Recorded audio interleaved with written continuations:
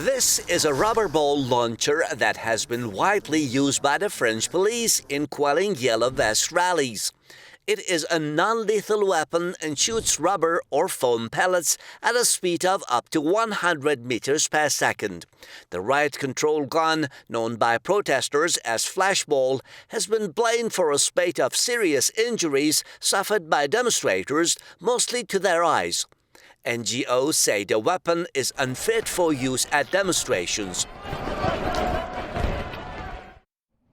This kind of weapon is not adapted to demonstrations where people come in large numbers and move fast. It's impossible to get the result you want when you use it.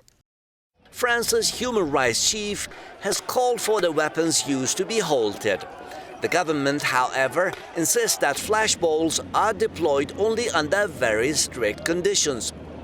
It's true that this intermediate weapon can hurt, but faced with rioters, the police needed to defend themselves against those who attacked them. Some of the accounts given by people hit by flashballs have been shocking. The victims reject the government's narrative and say they were holding peaceful rallies when French forces used the weapon.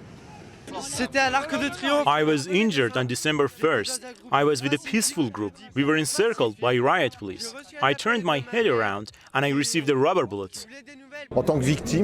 We were in a street near the main demonstration with quite a few yellow vests, pretty calm and quiet.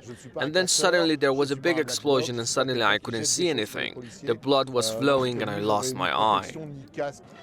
Victims of the handheld launchers even include journalists and schoolboys. Last month, a man went into coma after being hit in the head with the pellets. A prominent yellow vest activist was also struck with one of the controversial rubber bullets and was handicapped for life. They shoot at people with a weapon of war. Is that what France is like today? We just want to fill the fridge, and we end up losing an eye. Flashball riot-control guns are banned in much of Europe, but France's top court last month allowed security forces to continue using the weapon. Now banning the weapon has turned into a demand for yellow vest demonstrators. Some protesters wear eye patches during the weekly rallies to show solidarity with the victims. The demonstrators also called for an end to what they call government's disproportionate use of force designed to silence them.